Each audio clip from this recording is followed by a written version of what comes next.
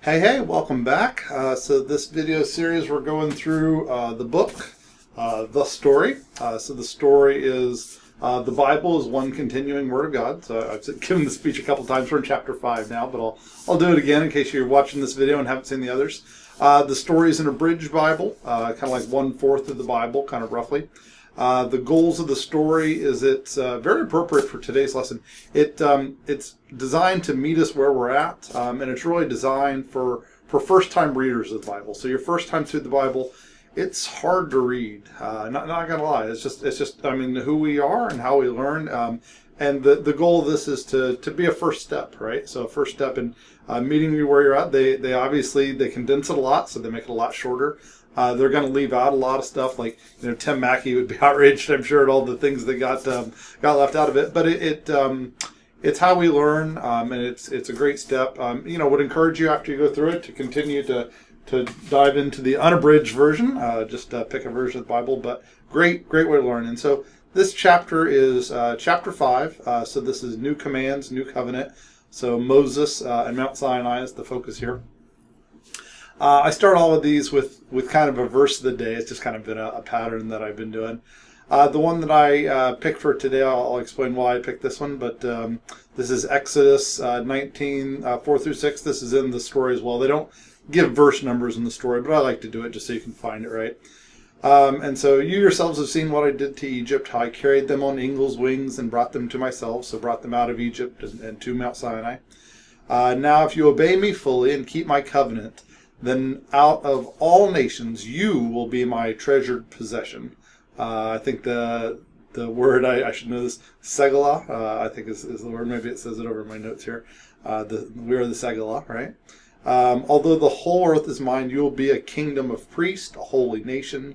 And then these are the words you're supposed to speak to the Israelites. So God does a lot of speaking to Moses, and Moses speaks to them, right? So every human being is the image of God. That's true of everybody. But the word here, there you go, Segala, different spellings of it. We are the treasured possession. So he's specifically talking to the Israelites at this time. It appears at this location. It also appears in Deuteronomy. Micah uses a similar word, but slightly different. It's a future tense, right? They will be my treasured possession. So he's prophesying of the future. And by the way, Peter connects this to you. It's like, but you, and I think that the Bible really is talking to you this time, are my chosen people, a royal priesthood, a holy nation, God's special possession.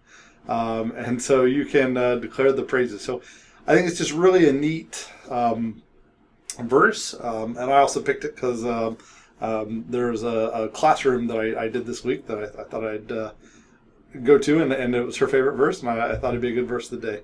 My runner-up, by the way, would be a shorter, I will be your God, and you will be my people. So we won't go into that one. That's the runner-up this time.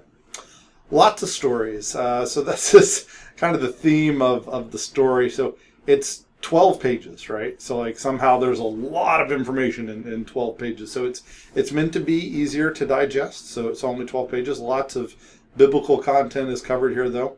The first kind of starts off with they get to Mount Sinai, and there's a visible presence of God. Theophany, I think that's the word for a visible presence of any God, but here it's the theophany of God at Mount Sinai. The 10 Commandments are given, I think it's the same day. They are just spoken at this point, so people always think tablets when they think of 10 Commandments. They are spoken at this time, and they're known. A little bit after that, we ratify the covenant, so we put it into effect, and so this is the event with the sprinkling of blood, and so pretty significant event here. This is like, from this moment forwards, things are binding, right? So we have ratified the Constitution, right? After that, Moses goes up for a 40-day trip, gets a multitude of instructions, not just the 10 Commandments written on the tablets, but also about how to build the tabernacle. It all happens in this first trip. How the priests are to be dressed, how the priests are to be anointed. It doesn't get the entire law. It's pretty big, but there's a lot of information in that first trip. And meanwhile, this is when the apostasy, the golden calf is made by the Israelites and Aaron himself. And so it doesn't go so well. So this image Rembrandt's painting here is Moses breaking down and smashing the tablets. So there's another 40-day trip. And after that one, things do go better. They build the tabernacle. And so that's kind of the flow of this chapter, smashed into 12 pages. And then the things they leave out is they don't really have time in an abridged version to talk about all the other commandments. So more biblical law commandments, 11 through 613, right? And that's 613 are the ones that we see that are recorded. That was not even the whole law, so it was even bigger than that. So that's the goal that we're going to kind of talk about in a little bit more depth today. The goal of this book, I can't say this enough, is to be able to get things in bite-sized enough pieces that you can see the big picture, right? And so we always kind of throw up this image to think about the big picture. This image, by the way, I don't know if I give him credit. This comes from Dan Kimball's book. I've got it around here somewhere. It's How Not to Read the Bible. He does just an exceptionally good job, and it also applies to today, so we'll talk about it again later. But obviously, we started with God dwelling with his people in the Garden of Eden, so God with his people. A lot of symbolism to that in the story today. Humans choose to decide good and evil for themselves. Sin affects the world. The first go was so bad we needed a reset. So there was the reset with Noah. Promise not to do that again. Kick things off again with Abraham. Isaac, Jacob. Jacob's son Joseph. Joseph helps them all get into Egypt. Last time we talked about the 400 years, the proliferation, and then the coming out of Egypt. And so all that has kind of already happened. And now we're specifically to like what Moses and the Israelites did to start this covenant relationship. And interestingly, on his timeline, it doesn't seem to be as important as what I think it really is. And I'll say that why in the big picture does it perhaps turn out not to be as important? I'll say that the spoiler is that it will ultimately fail over time, right? So this I don't know, letting the people do it on their own without Jesus' strategy, we give it every effort, but it will ultimately fail. So I think that's why in the big picture it's not as recorded as like a huge thing on this chart, but it was definitely a huge thing at the time, right? But from here, some people will rebel, they'll reject God over time. Some people will try to learn and worship, and there's definitely people that are successful in that time. And then some people become worse and they become Pharisees, which is a misinterpretation of the law, which you can see in the New Testament angers Jesus more than anything else, right? So that's kind of where we're at. We're learning a lot about God. Is really so. God is super active here talking to Moses, and that's one of the big things we can learn. One of the great ways to learn this content, in addition to reading the story, is videos. We don't actually have a small group meeting this week, so it's just this video. Sorry. Everybody's on fall break. But these videos, you can see quite a few of them are from the Bible Project. They will make a great use of your time to learn, right? So from a fun kids video to kind of learn about this, to learning about the Exodus or Leviticus, to learn about the covenants and the law. Maryland, this is where I go to church, did a great sermon over it. Scott Longyear does that. And then there's also the official video for this chapter from Randy Fries here. So I won't play it. I'll just move on. I'll also say that the place where I got most of my information this week, and the thing I really enjoyed doing, was this classroom. So this is a Bible Project thing as well. So this is with Carmen Imes. So I sent her a couple emails this week as well. And so I'm just finishing this. And the last question is, how would you share what you've learned in another's class? I plan to make a video about it, so I'll check that answer. So I think that should be my final thing, so I can post my public reflection there. And so these classrooms on Bible Project are really cool. And you can take these classrooms, and they're all free. I guess they don't say free, they say paid for already, right? And so there we go. I just completed the Exodus overview. Really good class, really enjoyable thing.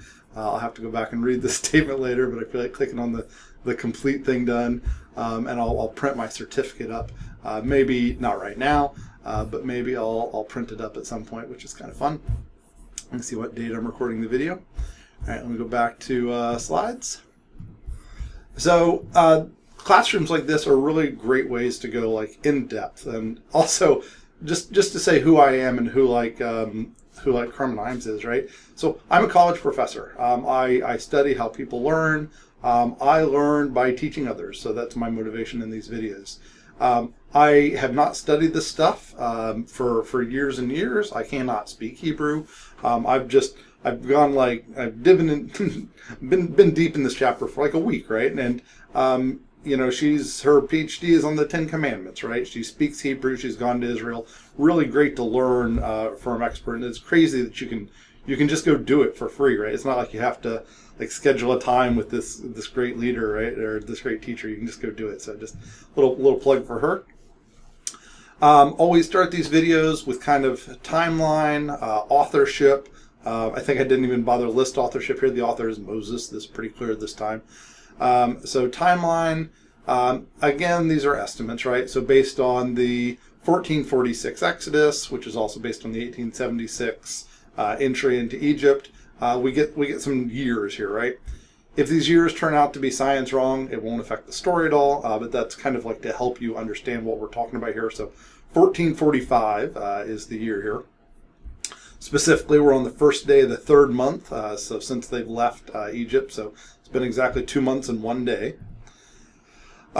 People make all these cool things on the internet that's like very creative. This person shows the 40 years of Moses. So Moses' life, by the way, there was 40 years exactly, which is kind of weird, where he was in Egypt growing up. 40 years where he lived in Midian as a shepherd. Had 2 sons there, I think. And then he came back to free God's people. And then there's 40 years, all exactly chunks of 40, where he's brought people out of Egypt. We've already done that. And right now we're at Mount Sinai, which this one listed is for 11 months. Some people list it as a little bit over a year, but it doesn't really matter. And then obviously the next chapter is going to be Wanderings. And you can see how these fit in with the Bible as well. So just people make really neat timelines here. So that one's made from Suzanne, I guess. Characters, obviously Moses, main character here. Aaron, this is his brother. He's the high priest. Aaron makes some mistakes in this one, right? So all the people in the Bible, except for a couple, have the good things they've done and the mistakes they've made. And it shows the human side of people. And then, of course, there are lots and lots of Israelites and their flocks. Man, there's just so many people here. It's hard to get our head around that. Estimated at 2 million. Location, this one's fun. I've been looking forward to this slide. The location is Mount Sinai. We talked last time about there's different people that feel like, you know, Mount Sinai could have been over here, Mount Sinai could have been over here, Mount Sinai could have been in Midian, right?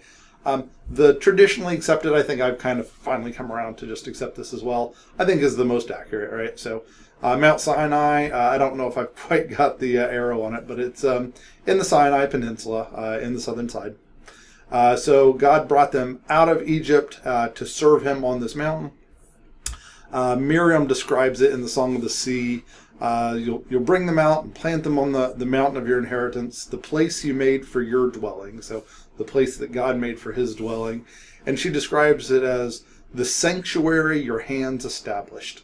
And you can't, I don't know if you've looked at these maps, like these are aerial views, right? So they didn't have these, but if you look at these maps enough, you can see the sea here, right? Like you can see how the Red Sea is saved, right? So I don't know, you can't not enjoy the poetic justice of Miriam's phrase of the sanctuary your hands established. So if you put your hands like in a praise position or like a chalice position, like it looks a lot like the Red Sea, right? So I just think that's really kind of interesting. So if it was a chalice, so if it was like a cup here, the water would of course be the land. You see a lot of these chalices with crosses on them, and the joke of X marks the spot couldn't really be any better. So it's very unique land structure that is the dwelling that God made for himself, the sanctuary his hands established. So I think that's just kind of a fun way to look at it. You can also look at this place, by the way. The technology in the world we live in is just amazing without leaving your seat. So there's maps, which most people know about Google Maps, but there's also Google Earth, right? And so Google Earth, you can travel places in the earth, which is kind of fun, and you can get visuals of what these places look like. And, let's see here. I think this one will actually spin us around even, right? So it's kind of fun. So this is the best guess of Mount Sinai, right? So Jabba Musa, I guess is the current name. You can see, I assume that's Catherine's Monastery back there in the dot there. No, that's probably an Egyptian school based on the little hat. But this is the guess. They show a topographical view. This is all satellite imagery that they've tried to figure out, what it looks like. But so this is the guess as to when you went to the peak of the mountain. This is where the peak of the mountain was. This place, by the way, is a place you can go visit. I think that this is always fun to do. But like you can go like walk these places. Like these are our best guesses to the steps where Moses stood when he received the Ten Commandments. It's not a mythical place. You can go stand there, right? And so maybe someday I'll put that on my to-do list. And it's fun that you can drag it around with Google Earth. You can spin it to make north on top. And there's St. Catherine's Monastery. Really interesting place. You should read about it. There's actually Christian and Muslims temple there coinciding. You can walk from there on up, which is kind of cool. So many things that I need to do in life. And you can see kind of how it sits in the peninsula. You can think about like where they would have had to have camped around this if this was the right place, right? Which it doesn't affect anything if it's not. But and 2 million people is huge, right? Like how big did this camp have to be? Where was the footsteps of the mountain, right? Like all these things are neat to think about. Where was the bush, right? So nobody's replanted the bush at the top. Haven't found any bushes up there, right?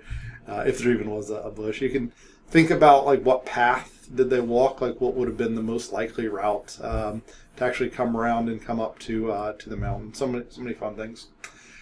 And it's also neat that since it is a popular tourist destination, people take pictures there every day, right? And so like you could go see like what picture was taken there today. So this is little photospheres. I don't know if you've ever done this, but on Google Earth, you can just click on any of these images and it'll pop up and it'll just take you to see what it looks like right now, right? So somebody stood in that spot pretty recently. The year in on here, I think that this one may have been 2019, I forget. But they stood in that spot and they took a picture. Some of them are even photospheres, right? So you can pan around in them. But that's presumably looking up at Mount Sinai from there. It's just so neat to do that. In fact, people have hiked it with equipment where you can use Street View. So you can just take like your little person, you can do this in Google Maps even, I think, and just drop him on there. And you can see like what's the street look like. So I did that. I literally just did one spot and I saw 2 donkeys there. I was like, oh, I better put that in there. So neat that you could go actually do these things today. Complete with bathroom, by the way. So this is the bathroom that's on Mount Sinai. I just think that's funny. Moses did not have a bathroom on Mount Sinai. I probably would not enjoy using that toilet. All right, that's the location, Mount Sinai. I went into a little bit more depth. And so that's kind of the setup, the timeline, the authorship, the location, things like that. A couple things I want to say next is to kind of set up the importance of this chapter. And so importance can be seen because it's at the peak of a mountain, right? That can be important. But even more than that is, I don't know if you know this, I wouldn't pick it up if I just read it. But there is a clear literary structure across the Torah where things have symmetry and things build and things come down. And it is all centered around this story this week, right? So there's exactly 6 campsites listed before the mountain and exactly 6 listed after. There are a bunch of campsites. I just list 6. 2 instances of no water. 1 time where Moses had to get water from a rock. Quail and manna is listed only twice. It was there for a year, right? Fought the Amalekites. There's all these crazy symmetries that people look at, and you can look at them by verse. This is a slide from that classroom I took. This is a Carmenheim slide, so I did not make this, where she lists all the verses and sees the similarities, and they mirror each other in a way that you would not think possible. Now, for me, I listen to audiobooks a lot because I like to get data so fast, right? And for me, I just got confused because, like, didn't I already hear this, right? But it's because of the symmetry, which is just really interesting, and it's supposed to draw the reader to see just how important this thing is, right? The story, by the way, did a really nice job. I was impressed with them. I don't know if you'll pick on this up either, but they did the same thing, right? So they have chapter 4, which is the buildup, which is literally Exodus up through 19, and then they've got chapter 5, which is today, right? It's new commands, new covenant, and then the next one's going to be chapter 6 and wondering. So they perfectly followed the literary structure. They just do it in way less pages, right? So way less pages. But I just think it's really neat to just see how important this is. And so it's not just the before and after the mountain, but the entire Torah or Pentateuch is symmetric with this at the middle. And I think a lot of people list chapter 16 that talks about the Day of Atonement as being the center. So that's just kind of Leviticus 16 is the middle, by the way, and then other things fall on one side or the other of the pyramid, which is just so cool. So only thing I want you to take from it is something important is going on here, right? So I like to understand stories. I have to get my head around them before I can really dive into them. From like the lower story perspective, like God has upper story things, but I sometimes feel like I have to understand the lower story first. And so like there's a lot of stories in here. So I steal visuals from the internet, which I do not own, by the way. There's a lot of stories in here, and it's fun to like have people put them together with like dates and think about specifics. And so this is a chart that I found somewhere on the internet, right? And so it lists dates based on the year they were at Mount Sinai. So this is actually years since the moment of the Exodus. So it starts on the 3rd month, 1st day. They arrive and they count before the mountain. So they get there, right? Moses' ascensions, by the way, there's actually like a whole bunch listed in here. I'm not going to read this whole thing here, but there's like 8 ascensions. But they were there for a year. You can climb up in 2 or 3 days, right? So he went up and down a lot. my little joke here. So there's a page here that has it in paragraph form that's really good if you want to read like the lower story data. The summary is there's lots of ups and downs at Mount Sinai. I'm sorry. I'm not funny, but I'm a dad, so I have to make stupid jokes. All right, so he receives his promise, and then he communicates the words from the Lord, and then things kind of really go on. This is only the 3rd day. We haven't been here that long. He receives a message from the Lord that says, get ready, right? And so he receives the message that says, get ready for the 3rd day. And so on the 3rd day, make sure everybody's washed, make sure everybody's presenting themselves in a clean way to the Lord, and something's going to happen, right? And so the 3rd day comes, and what happens is God's presence appears before the people. So this is that word theophany, so the visible manifestation of God. I don't really feel like God has any particular form, and so he kind of like reminds me of Ghostbusters, right? So he like takes the form that's meaningful for the people to understand him, and he's got a goal and a purpose in these things. So he's a fearful storm cloud is really the best way to say it. So great, powerful. These are the things that you think of when you see God in this way. Using a little bit of fear to encourage their growth spiritually. So they wash their clothes and they're ready and they'll come down. And so God usually chooses to talk to Moses, but he presents himself here to all people. And I think that's kind of to say that he's for all people, not just for Moses. The people, by the way, they don't like it, right? They say, you talk to him, you tell us what he says, right? But it's also important so that we really can see, like God makes it clear, the words of Moses are my words. I trust him. Things he says, I said, right? And so like that's important. And so like that's like take your doubts, get rid of them, right? These are things I'm saying, right? So it kind of stops mattering whether God said it or Moses said it, because like he's speaking through Moses so clearly. I mean, there is still a difference, right? I get that, but yeah, so it's just really interesting. So that's how we kick things off, and then Moses goes up. Sorry, I got these out of order.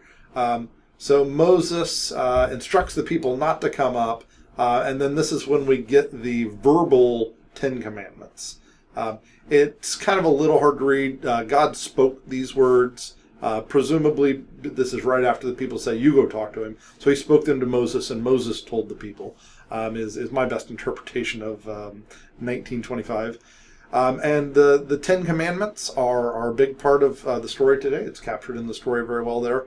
Starts with, I am the Lord your God who brought you out of Egypt, out of the land of slavery. And so he's giving a message to this people. And this people are the people that just came out of Egypt like 60 days ago, right? So like that's who we're talking to. They've seen these miracles. The storm cloud, right? It's like no big deal to these people, I guess. But, starts off with no other gods before me, shall not make an image in the form of anything in heaven above or the earth below or the waters below. And then he keeps going, but I'll cut it off there. But we do start off with the verbal Ten Commandments, which is important and significant. And so we'll go through these. So the Ten Commandments, the name is Decalogue, which of course comes from 10 words. So these are literally, we should call them the 10 words, not the 10 Commandments, but the 10 words, because the first one is the word of the Lord. The second one is the word of the Lord. So the word of the Lord, there's 10 of them, the 10 words, right? That would be confusing, so we translate it 10 Commandments, right? They are referred to as being 10, right? So we've got to parse them as being 10. They were not a bulleted list like I would present in the slides here. It didn't say number 1 and then number 2. And so they're just a paragraph, but we know that we should parse them as 10 because they are called the Decalogue, the 10. They were on the 2 stone tablets. Whether they were split 5 and 5, we'll talk about that later, right? Because it was a narrative, a paragraph form, and we know that there's 10, people have divided the 10 every different way, right? So some people consider these first 3 to all be number 1. Some people consider I am the Lord to be number 1, and then no gods to be number 2. So whether this is a separate command or merged, people argue, and people have reasons for their beliefs. And then like the covet one at the end, some people see all coveting as 10. Some people see it as 10 and 9, 9, 10, 10. There's every combination. A lot of the ones in the middle people just kind of see as 1, right? But the beginning and the end, there's some gray area in what are the 10, right? It doesn't matter. It's the same paragraph, no matter how you parse it, right? So it doesn't really matter. The traditional way that we've parsed this has been 10 like this. I like this one because it's easy to remember. There's 4 related to God, right? So there's 1, 2, 3, 4 are all about how we relate to God. And then 5, 6, 7, 8, 9, and 10 are how we relate to other people. And so we could go through and read these, and we could talk about them, and we kind of will. Just to do credit to that Bible Project classroom that I watched this week, she parses them differently. She chooses to merge what would traditionally be called 1 and 2, and then split number 10 into 2. And I respect that decision. It's fine. It doesn't actually make that much difference to me. And so I'm going to present them the way that Carmen presented them, because I just really was just so impressed with her work.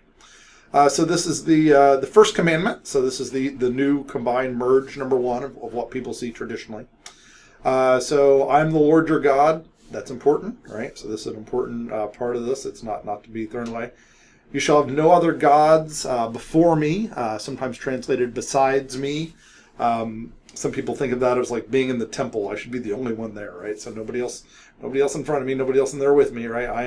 I am the God, right? I am the one and only. Don't make images, not of me, not of other gods, not of anything in the earth, not of anything in the waters below.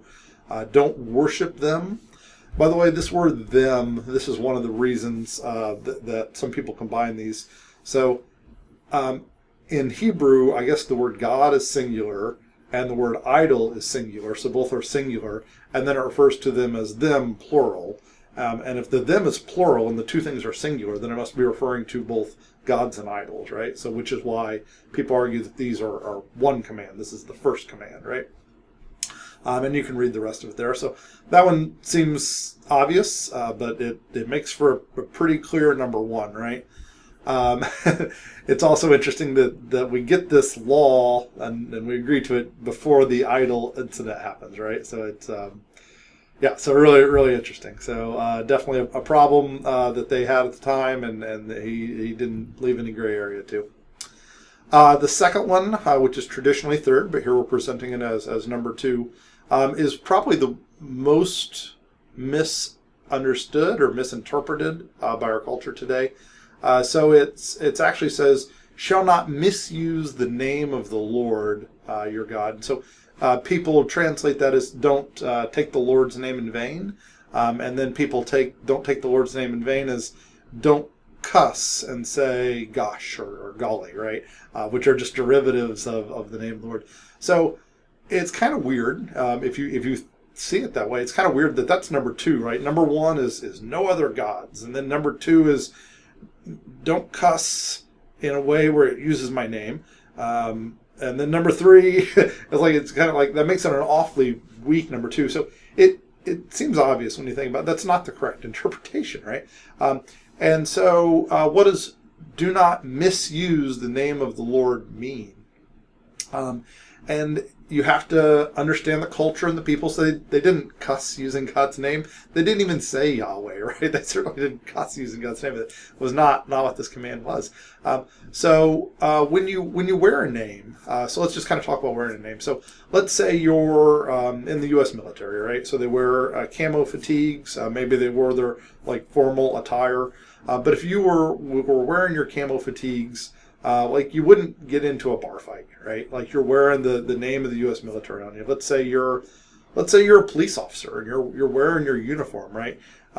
You don't go get drunk and hit somebody, right? Like you don't wear the name of the police force and then do those things, right? And so like we see that as obvious. And as Christians, we wear the name of the Lord. Like maybe it's a sweatshirt, right? And I don't have anything on today. Upwards, a sporting program for Christian youth. So when you're wearing the name of the Lord, when you're a Christian, you've got to do things that are not vacuous, right? Like you've got to do things that are meaningful in the eyes of the Lord, right? And so not misusing the name of the Lord means make sure you're representing God well, right? So make sure you represent God the way God should be represented. So you can see how we mistranslate it as like don't say the word because that is misrepresenting God. You're using the word wrong, but the name of God is way more than a word, right? So it talks about like the name of the Lord being in the cloud or the name of the Lord being in a thing, right? So like representing God. So it's just kind of an interesting little misinterpretation that we've had there. Some Bibles will interpret it better these days. So must not make use of the name of the Lord for worthless purposes. So, I mean, this is the New English translation. This is one of my favorite translations, by the way. You can go read their notes, and you can right next to it read Tom Constable's notes. Really fun way to read it. So I think it's like Bible.net or something like that. But you can see how my name is used much more commonly. So they will put my name on the Israelites. The prophets speak in my name. They speak in my name, right? So that's what the name meant. It was very significant at that time. It had nothing to do with cussing, right? Number three is observe the Sabbath. This is the one that makes me cringe because I do stuff on Sunday, right? So I definitely spend time with the Lord. I don't work on Sunday just because my job makes it to where I don't have to work on Sunday. The Sabbath, by the way, was Saturday. We moved it to Sunday just because Christ rose on Sunday. It's the first day of the week, so it was moved. To me, all that says is that you can move the Sabbath if you want. So make sure that you are taking time to spend time in the presence of the Lord to reflect in your life. And if it's not Saturday, if it's not Sunday, that's okay. But it's definitely important to keep time holy, to carve it out. It's like it has to like put it in first, the first fruits of putting in time with God. So I really kind of read keep the Sabbath holy to be, it is so important that you spend time in the presence of God. It's really what it means to me. So like number one is no other gods, just me. Number two is represent me well. And number three is spend time with me, right? Your love language needs to be time. If it's not time, if you see how you're spending your time and it's not with God, then you've broken the third commandment, right? So that's really important. So after that, it gets a little easier. We start talking with more lower story things after this point. So honor your father and mother.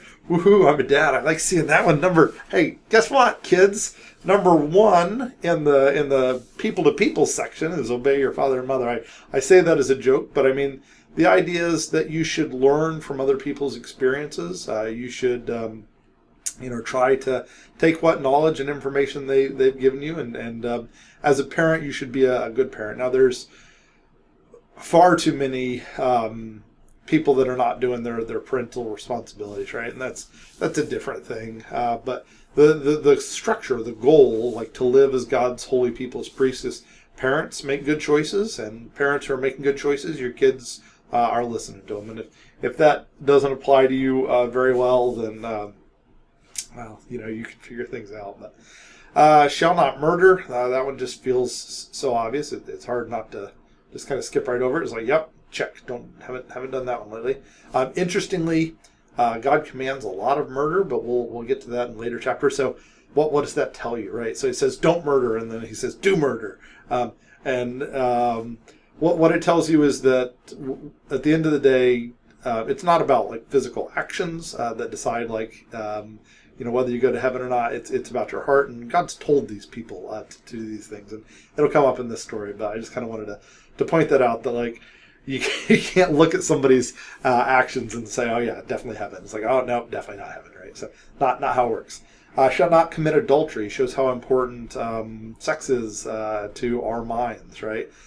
We can't have a partner and then have sex with somebody different. It doesn't work, right? Can't serve two masters.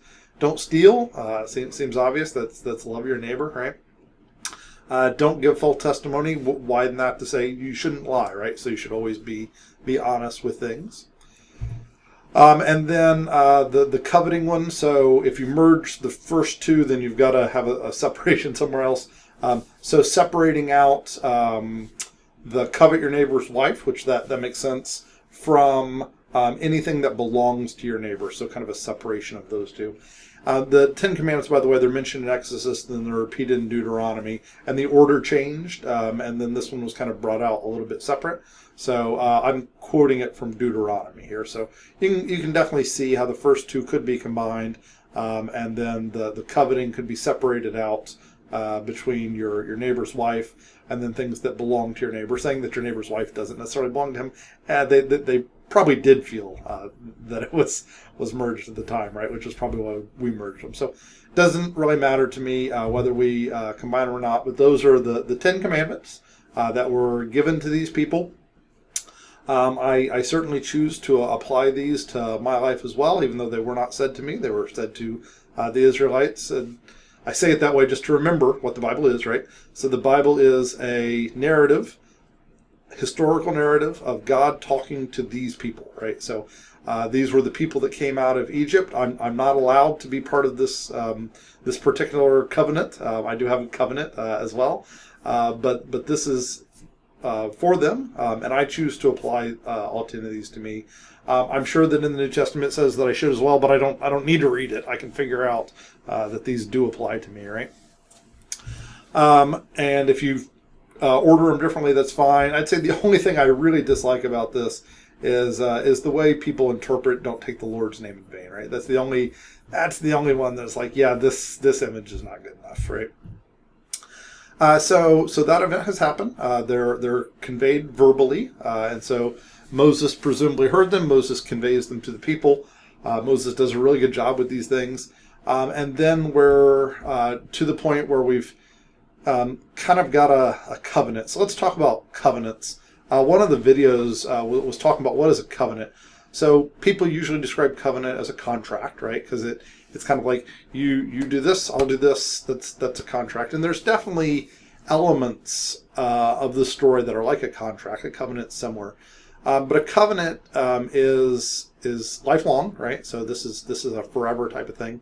The closest thing we've got to it is marriage covenants, right? So until death do us part, right? Like those are covenant words, right? I will say that, like in the U.S., our marriages don't feel like covenants anymore unless people choose to make it actually be a covenant. And so This covenant is ratified, so it's put into effect. The people have heard the Ten Commandments. They know what this is all about, and they are super excited to be a part of this. Delighted that that they serve a God who gives them information about how to live, is not mysterious, and the we will do everything the Lord has said. We will obey. They repeat this many times, right? And then kind of weird, but important to their culture, and shows the significance. Sprinkling of blood. So they made 12 altars to the 12 tribes of Israel, which, by the way, did not include the Levites, but include Ephraim and Manasseh, the two sons of Joseph. We'll get into that another time, but they always keep the number 12. Sprinkles on the pillar, sprinkles on the people, sprinkles on the... Everybody got a little blood, right? So this is the covenant. This is like... It's official, right? And I don't do a good job in the slides of saying this, but like, what do you get if you keep it? What do you get if you break it, right? And Exodus does a better job at this. But if you keep it, there's a promise of land, right? So we'll keep you healthy. We'll make your crops go. We'll make your wives productive. We'll give you children. We'll help your herds. Very physical things, right? Which is good for us as the reader, because we can see how the people are doing based on physical things. And that may not always be the case in our lives, right? Like, there's definitely some exceptions to this, but that's what you get if you keep it. And then if you break it, it's oftentimes death, right? So it's described pretty explicitly, but it's something you won't choose to break. So you're now in this covenant by choice, right? So we're in this contract at this point. We don't actually have any rocks yet, no tablets with it written on them yet, but the covenant has begun, right? And so once we've established this, once we've ratified the covenant, so begins the getting more details. It starts with another monumentous cloud for 6 days. Again, referencing back to the creation story, and the 6 and 7 days is very clear, and it's a pattern scene. So God covers the mountain for 6 days, and then on the 7th day he calls Moses up, and Moses spends 40 days on the mountain. During this big trip, so after the 6 days of cloud cover and then the 7th day called up, Moses gets a ton of information. He brings 2 tablets with him, so he writes the Ten Commandments. The Bible, by the way, specifically says that God wrote the Ten Commandments, and that interpretation leads a lot of people, which is a fine interpretation, to say that Moses just held them up, right? And so God did the writing. Personally, I don't need to believe that. I'm totally fine with. The reason it says that God wrote them is to make it very clear that these are the exact words of God. So the Bible is God breathed, so inspired. You can see the information from God in the Bible. There's a lot of good stuff there, but it's done with people. Whereas the Ten Commandments are God written, which could mean chiseled by Moses. That's fine, but they are like word for word God word, right? Is what's really significant there. Not who did the writing. It's the exactness, right? So those are tablets dropped from the sky, right? He also received a lot more than 10 Commandments. He got the details on building the tabernacle, details on building the Ark of the Covenant, details on the altar, details on the priestly garment. It is so long, but it all has meaning, right? There's a reason that we read the story, right? Because there's many pages of details. Meanwhile, underneath the mountain, things are going very differently. And so Moses, you can read the story, right? Comes down the mountain, meets Joshua, who's been waiting for him. 40 days without food or drink. So God is sustaining Moses during this. So very, very much miracles happening at a lower level. Comes down and finds the people worshiping an idol, right? And this is after we have ratified this covenant, right? Like, this thing is in effect. And so God knows it's going to happen. God sets this up. God gives people freedom to choose. And the apostasy, right? So the rejection, I should have put up the definition of apostasy there, is almost just unbelievable, right? But I really see myself in the Israelites a lot, and then I kind of, I don't know, I can relate to them, right? So you hear something, you decide something, and then you forget it, and then you behave with the way you can see things in front of you, right? And they do it, and they are in a contract at this point, which has judgmental consequences, right? So I'll let you read the details, but the consequences were death, right? So there's the leaders of this thing. It kind of surprises me that Aaron made it out of this thing okay, but they killed 3,000 people, right? And he had the Levites do it, and the judgment stories are hard. They take a while to understand, but God punishes wickedness as well, right? That's part of who God is. It's the hardest part of God. But I mean, this is the judgment story. So they killed about 3,000 people. So the Levites did it, right? So they took swords through the camp, and they found people, and God also sent a plague. So I don't know how many God killed with the plague versus the Levites killed with the swords. But I mean, they are part of this covenant relationship. So I don't know. I'm sure there's a ton more that could be said about that event. Moses' anger shows at this time, breaks the tablets, just smashes them to bit, destroys the calf, grinds it up, puts it in the river where they all drink, right? So which therefore makes them drink it, right? So some serious things. Goes up, talks to God. God, equally outraged as Moses. God says, let my anger burn against them. Let me wipe them all out, right? And Moses pleads for the people for that not to be the case. And God says, I'll rebuild a nation with just you, right? So that's where we're at here. Moses seeks the forgiveness for the people. He does so on the mountain. He does so in the tent of meeting. Lots of pleading here, right? I don't know if this timeline is correct. It feels like the pleading happened for longer than what that timeline shows. The tent of meeting, by the way, this was before the tabernacle was built. It was just a tent, right? So the tent of meeting was just a tent. It was probably a nice tent, right? But it was set up outside the camp, so to keep it wholly separate from the people. And Moses would go in there and talk to God, right? So as a friend, right? So definitely spent a lot of time in the tent of meeting, not just here, but before this moment was where. And this is whenever the tabernacle isn't done yet. This is where Moses went and talked to him. And if you look at this timeline, it's got like 6 months of building the tabernacle. So the tent of meeting was a thing for many months, right? And so it's just a tent. Now, when the tabernacle is built, it's going to be called the tent of meeting, which is just confusing. It should have been called just the tabernacle, but it's called the tent of meeting because there was no more need for the temporary tent of meeting. So details. God accepts Moses' pleas. We try this thing again, goes back up on the mountain, another 40-day trip, brings 2 new tablets with him because the other ones got destroyed. Gets the 10 commandments, comes down, his face is radiant, does not find any worship to calves at this time, and things are going well. So we start building the tabernacle on this day. By the way, there's jokes for how big are these tablets, right? So here's a picture where they're human-sized tablets, right? This is a Rembrandt painting where they're big tablets. They probably weren't, right? So we've seen a lot of writings. We know what size things people did. They used the front and the backs. It says that in the Bible. There's really not that many words. They were probably tiny, right? So we know exactly how big they were. They could have easily fit on think big iPhone or big smartphone size, front and back.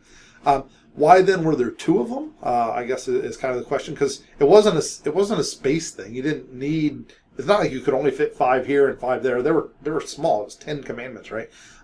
There were 2 most likely because this is how contracts were done. So contracts were done where you would take 2 stones or 2 papyrus papers or whatever, but 2 things, make 2 identical copies of the contract.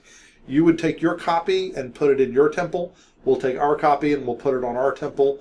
And then our God will hold us accountable for this contract, right? And so that's how contracts were done. And so it makes total sense that there were 2 because all 10 were on one and then all 10 were on the other. So 2 duplicates. Now, the thing that's confusing is where are the Israelites going to store theirs? Well, they're going to store it in their temple. They're going to store it in the Ark of the Covenant. And then God will hold them accountable to this covenant. And so that makes perfect sense. Then the thing that's weird about this is, where does the other one go? Right? Like, God, go put this in your temple, right? I guess you could have thrown it at the sky. But they keep it in the Ark of the Covenant as well. And God holds himself accountable to this thing. So we start building the tabernacle. Moses received these commands from his first trip, but we only are able to start building it now. There were some things we had to deal with before we were able to start building. And so really, really, really detailed information about the tabernacle, the dwelling place of God. It was meant to be movable. It was designed, everything about it has significance, right? So like the outsides were colorful, the insides were white. The courtyard around it was a certain size. The details of the things inside, so yeah, it would fit on like a football field. That's about how big the courtyard is, and then the tabernacle there. The inside with the menorah, the altar, the most holy of holies inside the other side of the curtain. Definitely worth getting more information about. I'm not going to go into all the details, but there's all kinds of websites that show these cool visuals, right? So you don't have to like try to daydream it from reading the Bible. Like, look at pictures, right? Like, makes way more sense. Think about what Aaron's attire as the priest would have looked like. And definitely when you're reading it or looking about it, definitely think about how there's connections to the Garden of Eden here, and how God is dwelling with the people via this dwelling place, which has connections that go very clearly back to the Garden of Eden. So lots of really cool things about the tabernacle, but probably won't go into those. So that is the story of this chapter. So I mean, I could have ended the video right here, and that would have been perfectly valid. The story is 12 pages, right, from 8 chapters, which is a lot of condensing already. But it also leaves out a surprising number. So if you look at chapter 5, it starts in here at 19. 18 was the Song of the Sea, I think. And then the next one's going to pick up in Numbers 10. So wait, Genesis, Exodus, Leviticus, Numbers. There's no Leviticus coming, right? So Leviticus would have been in this one. So this really should have been 85 Bible chapters. So in preparing for this, I read the 85 Bible chapters, I think twice, right? And there's a lot of content that the story's skipping, and it's skipping it because you would get bogged down if you read it.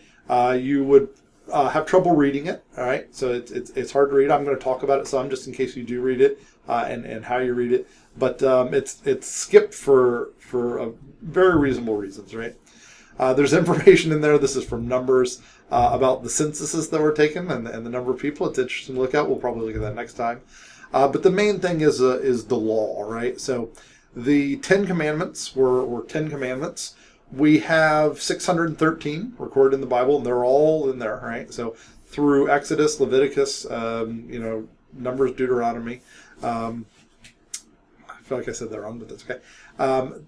There's examples in there a lot, and they're hard to read, and you've got to get your brain around how to read it. And I think watching a couple of these videos would help you. So I'd recommend you spend some time reading, reading or watching some of those videos. The other thing I'll say to kind of connect it before we kind of dive into them here is this is from the New Testament. So when somebody asks Jesus, what must I do to inherit eternal life? This passage connects very, very closely to the law. He says, what's written in the law, how do you read it? Which is important. Like, how do you read it? We've talked about this before. And by the way, this story, I'll just kind of tell the rest of this. I'm not going to stop here. But in the Luke version, the other person answers to Jesus, love the Lord your God with all your heart, with all your soul, with all your strength, with all your mind, love your neighbor as yourself. And in the Luke version, he says, do this and you will live. The Matthew version, I think, says it even better, though. It says all the law and the prophets hang on these commands. So the law, which is 613, right, can be summarized in just these two, right? This is the underlying motivation of the law, which you should understand better than the details of the lower story, right? So we will talk about some of the details, but I have always really liked this passage. I find meaning in your heart, that's your motivation to do things. Your soul, you're doing it for God. Your strength is you're actually doing them. Your mind is figuring them out, right? So I really enjoy that passage. But let's look at some of them, just because they do cause problems, right? Some of the laws deal with slavery. And the biggest thing I'll say as you read these laws is you go into it with this mindset of, I know what to expect, right? Like, I've read the New Testament. I know what Jesus said. When the Holy Spirit came, I saw what the early church leaders said. So if Jesus said this and the people, with the Holy Spirit on them said this, I know exactly what God's going to say, right? Because these are the words of God to these people. And you are then shocked when you see what God says, because it's a different message, and getting your head around why it's a different message takes a lot of time, right? Don't assume that it's a lie. Don't assume that it's misquoted. Don't assume you should throw it in the trash. These are the words of God, and if you don't understand them, you need to spend more time until you can understand them, right? And that's not easy. It's not easy for me, but that's what we're called to do. So, slavery laws. So, when slavery was common in the U.S., people quoted the Bible, right? Like, the Bible was used to say the Bible has slavery, right? If you read it, there's a lot in here that shows how God is working with the people, working with who they are. It's not that they were sinful; they just had a different culture. People would run out of money, and then at that point they were destitute and they were going to die. They were penniless. They were beggars, and there was a system for resolving that. And people would sell themselves into slavery, right? It's like, I can't pay this debt, and I can't feed myself. I can't feed my family. We're your slaves. And when they take you in as their slaves, then you feed them, you clothe them, you house them, and it was a system for survival, right? It was a system for how things work. And when you're somebody's slave, you did exactly what they said, right? That was how it was. And if you look at the laws, there's very clearly silver lining and pointing them in other directions. So it's stuff they're going to do anyway. But this word, ibed, which we translate to slave, is a person who chose to work there. And also, all debts and slaves were freed every 7 years, right? Which is interesting. It was not a lifetime thing. It was not a race thing. And so they could get married. There were laws around when they could leave. And there were laws around how somebody else could redeem them. And so there's lots of interesting things in there. Right along with the slavery laws is the treatment of women.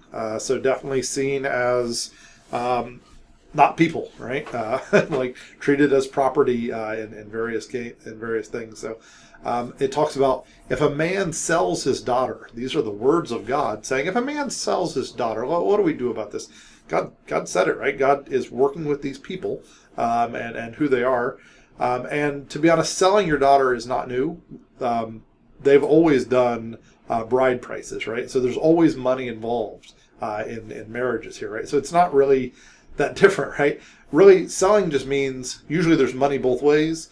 Selling means that you get money without providing any money. So like you don't have to send a dowry, right? So it's not, I don't know. I'm not saying it's the ideal where God wants us to be today, but it's protecting the vulnerable, right? So it's making rules around it. So there's also things about rape in these laws, right? And so if you rape a virgin, you're to make her your wife, right? It's like, whoa, is the way we interpret that. But I mean, in those days, like you stopped having value as a woman if you lost your virginity, and so a way to deter rape of virgins was to say, if it happens, you're going to marry her, right?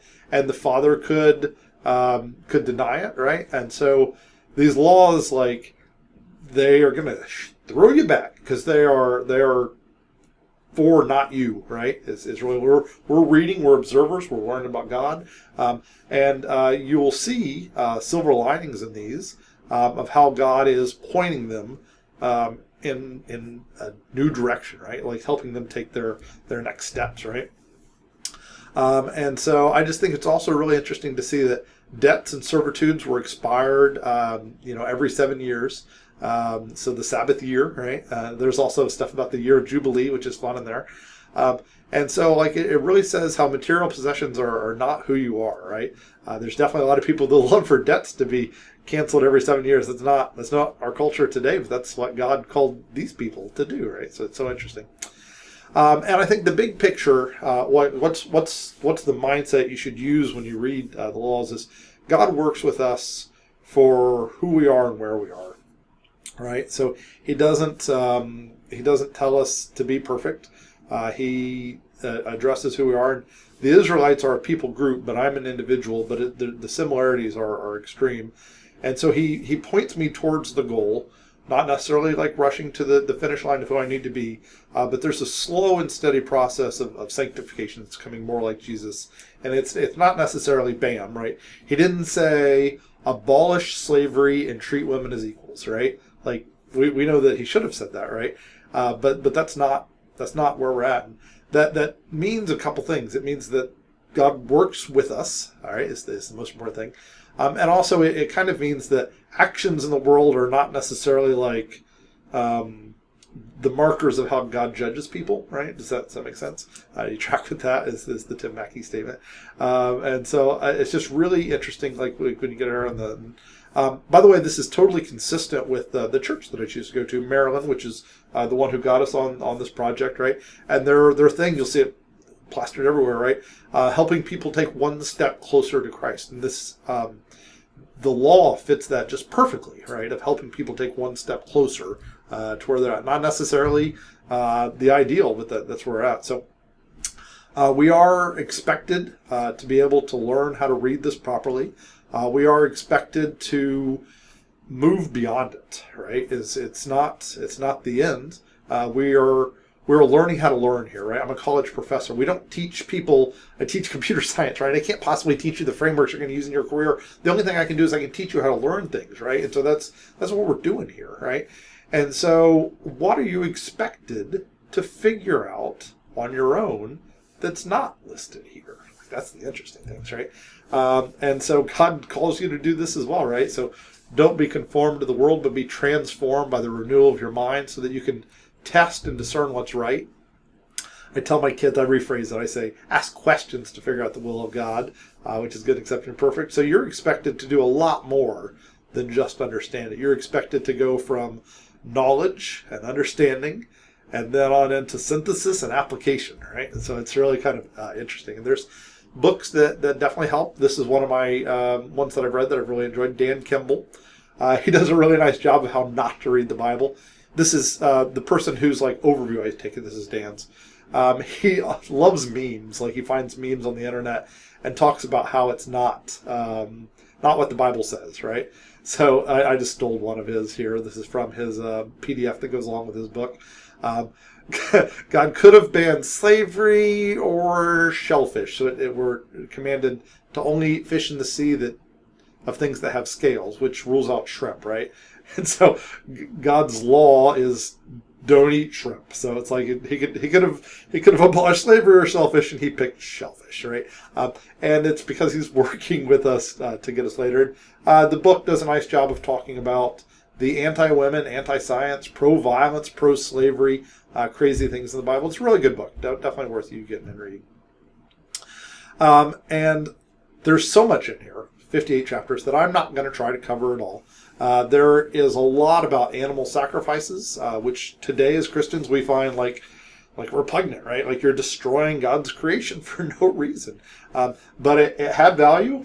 For one, they were going to do it. All cultures would do animal sacrifices. They were going to sacrifice to the goat god, but God put rules around it. He brought it into the temple. He also used it to explain how sin has a price, right? And it needs to be paid for. And it's pointing towards Jesus, right?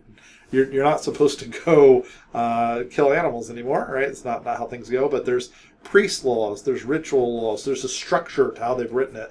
There's medical laws, which are the funniest ones to read, about boils and if it's white and what you should do about it and whether you should go be outside the camp for 7 days. It's like COVID people should have learned that we knew how to send you away for 7 days and then come back.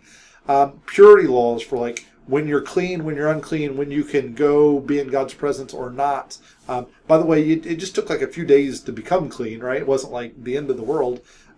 But God knew people would sin. He knew that they would need a way to move forwards after having sinned.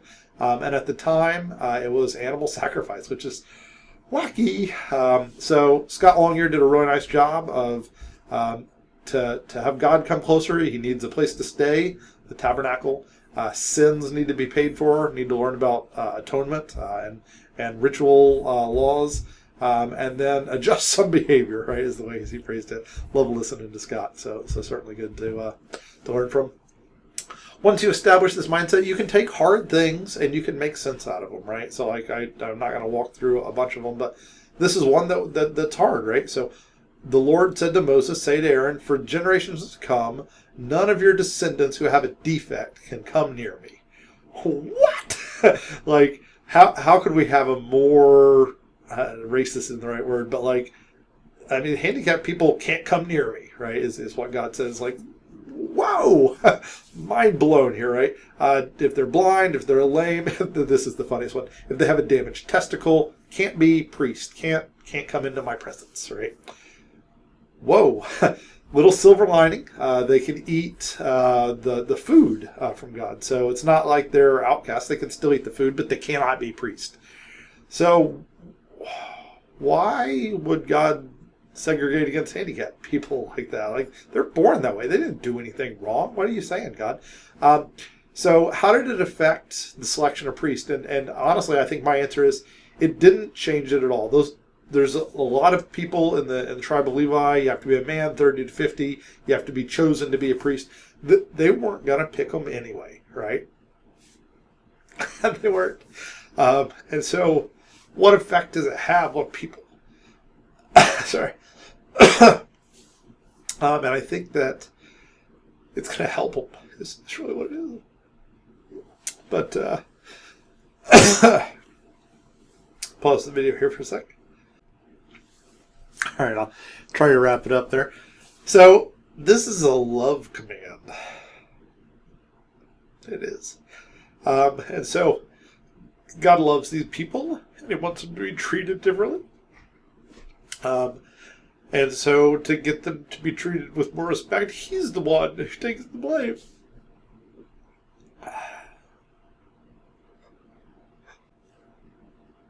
So, what do we learn about the character of God here? We learn that God is the bigger person, right? So he's the one who's going to take the blame for these people not being priests, and it's going to help them, right? And so you learn a lot about God from these stories. Is really the main thing I'll say.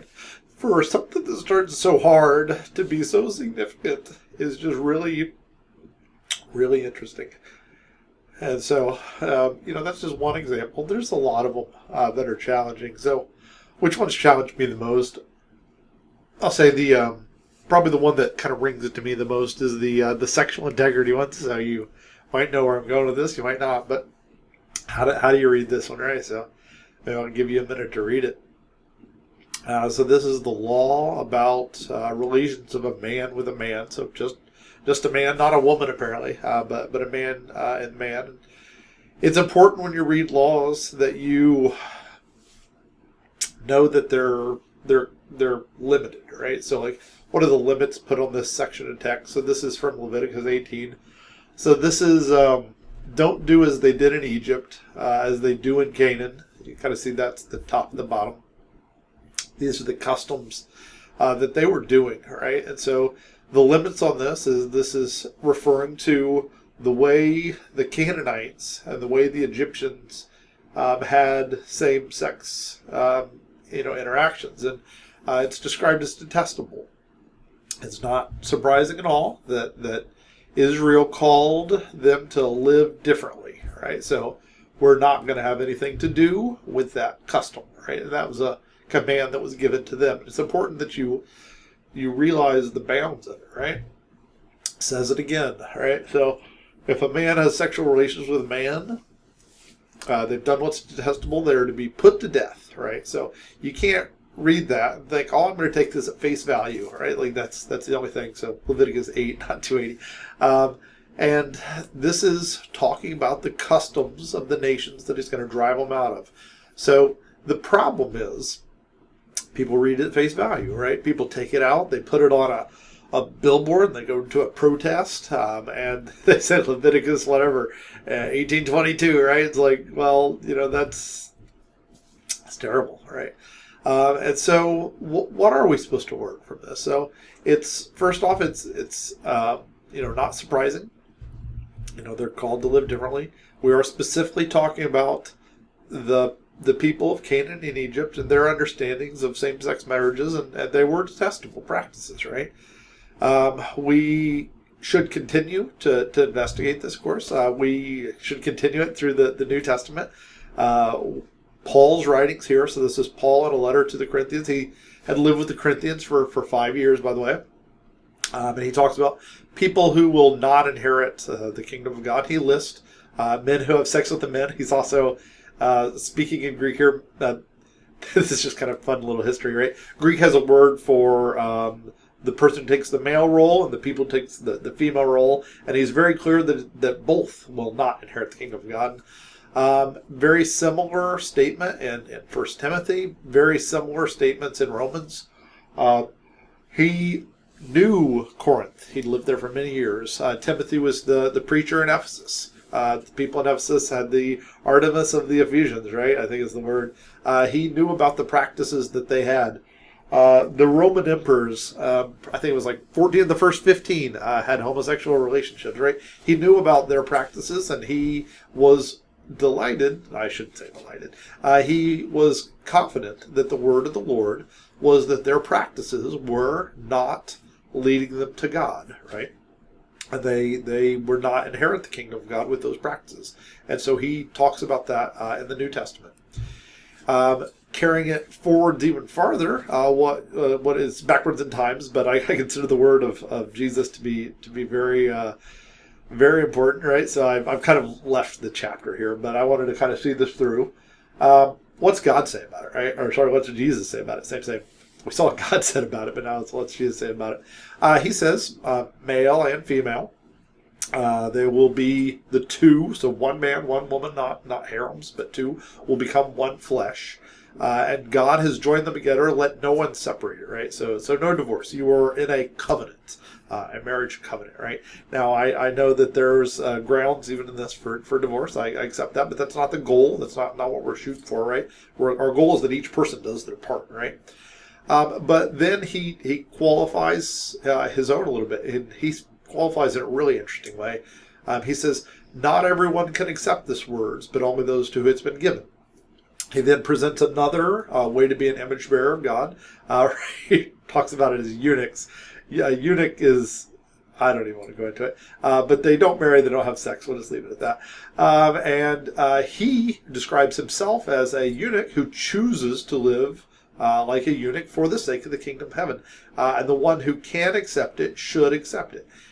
He doesn't say, you gotta do these physical actions if you want to go to heaven, right? Like, that's not what is said here. He says the one who can accept it should accept it. And the reason you should is because it will help you understand God better. It will help you put God first in your life. But it's not the physical action mandate, right? So the ones that challenge me most are the sexual integrity laws. And I will just try to be as as direct as I can here. I don't have a single gay Christian friend. I don't have a single one. I wish I did, but I don't. But my wife does, which is interesting, right? And I am entirely confident. Things I know, right? People are born different, right? Just accept it. Some people only have sexual desires for same sex. There's no interest in opposite sex. And you could force somebody that has no interest in the opposite sex to be a eunuch, right? But that's not what Jesus says, right? The one who can accept it should accept it. So, don't want to get too far off topic here, but I'm entirely confident that we've got a lot of things that we're going to improve as a church. and welcoming gay Christians, but we'll get there. So, all right, something you should think about. Last slide, because I did want to finish on the other one. God came to dwell with them. He moved into the neighborhood. It was so important to spend time in God's presence. And we see that physically here. Like the Bible helps us by letting us see physically things that are harder for us to think of physically. But God comes and dwells in the tabernacle. He's with them.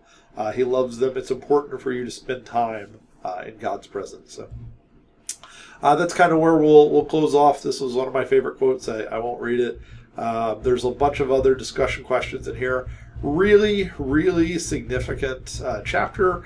Really, really significant things that you can read in the details once you're ready to read up at that point. Right? Maybe you are, maybe you aren't. But I've really enjoyed this chapter a lot. It's been really eye-opening for me. And so just to say, close things up, say thanks again for Carmen.